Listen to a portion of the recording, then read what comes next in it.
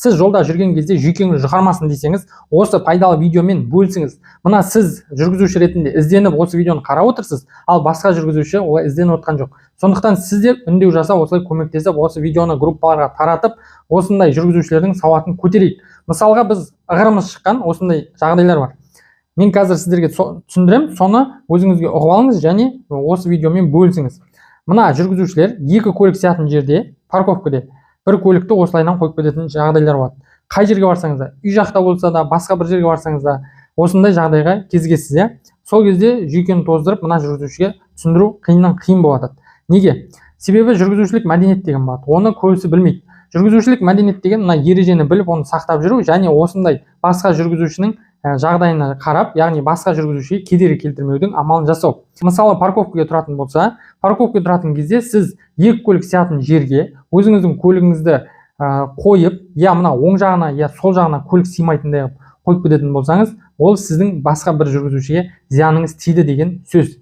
Мен ешкімге зияным тиген жоқ деп жүретін адамдар бар ғой. Міне, сіз осылай қойып кетсеңіз, басқа адамға зияныңыз тиді. Себебі ол адам келеді, сол жерде орнын таба алмай кетеді. Сондықтан да ол орнын таба алмай бетеп жүрген кезде соқтығысып қалуы да мүмкін. Сондықтан да сіз қойған кезде кәдімгі мына бір көлік тұр ма, соған жақындатып қойыңыз. Мына жаққа көлік сиятындай, иә? Солай жасауға болады ғой, болмайды емес.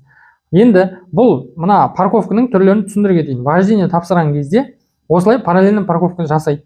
Бұл параллельді парковка заданиесін неге қойған? Себебі мына жерде қараңыз, бір көлік қана сиятын орын тұрады, яғни екі көлік осылайынан тұрады. Осы екі көліктің арасына сіз параллельді парковка жасауыңыз керек.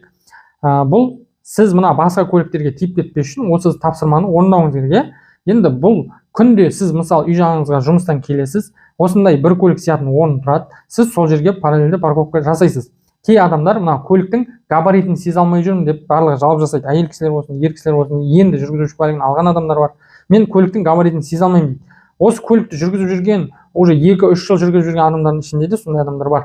Міне сол кісілерге мәселесінің шешімі ол мына параллельді парковканы және артық парковканы қайта жасау керек. Сол кезде сіз мына көліктің размерін, габаритін толық сезініп үйренесіз. Соны қайталап жасай бергеннен кейін мен всегда айтамын, бізде дайындалушыларға осылай кеңес беремін, олар мың рахметін айтып, кейін ризашылығын білдіріп жатады. Міне осылай сізге тегін кеңес беріп отырмын. Парковканы қайта жасай бересіз, бітті. Сіз ас парковщик боласыз. Яғни сіз мықты парковать еттіңіз ба, болды, сіз көлікті жақсылап сезіп алдыңыз деген мағына. Сіздердің назарларыңызды пайдалана отыра, сізге тағы бір қосымша өте пайдалы білім айта кетейін. Мына жол белгілері, сіз мағынасын түсінетін болсаңыз, ол сізге көмекші болады. Ал егер сіз оның мағынасын түсінбесеңіз, әрине ол жай тұрған белгі. Енді бұл жол белгілерінің мағынасын түсіну үшін не істеу керек? Әрине, мағынасын түсіну үшін мына біздің кітапты алып, осы кітап арқылы ережені үйрену керек. Енді мен сіздерге қысқаша айтып өтейін, жол белгілері 7 түрге бөлінеді. Қандай дейсіз ғой? Ескерту белгілері сізге алдыңызда бір қауіп бар, және сол қауіптің сипаттамасын түсіндіріп тұр сізге. Соны сіз көргеннен кейін тиісінше шара қолдануыңыз керек. Одан кейін басымдық белгілері деген бар. Басымдық белгілері қиылыстан өту немесе жіңішке жолдардан өту, сондай кезектілікті сізге айқындап беретін осы басымдық белгілері. Одан кейін тыйым салу белгілері деген бар. Ол белгілі бір шектеулерді енгізеді және қажет болмаған кезде ол шектеулердің күшін жояды. Осы тыйым салу белгілері. Одан кейін нұсқаулық белгілері деген бар. Және бұлай айта берсем көп. Енді қараңыз, бұл белгілердің мағынасын түсініп, өзіме мысалдар арқылы бекітіп аламын десеңіз, онда біздің кітапқа тапсырыс беріп, өзіңіз ережені қарапайым қазақ тілде мысалдармен үйреніп алыңыз.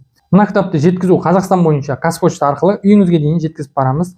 Енді бұл кітаптың бағасы 6900 теңге тұрады. Бұл қымбат емес, себебі цветной форматта ереже толық жазылған және мысалдармен қарапайым тілмен түсіндірілген және кестелер арқылы сізге оқыған кезде бүйтіп ұйықтап кетпейтіндей қылып жасалынған.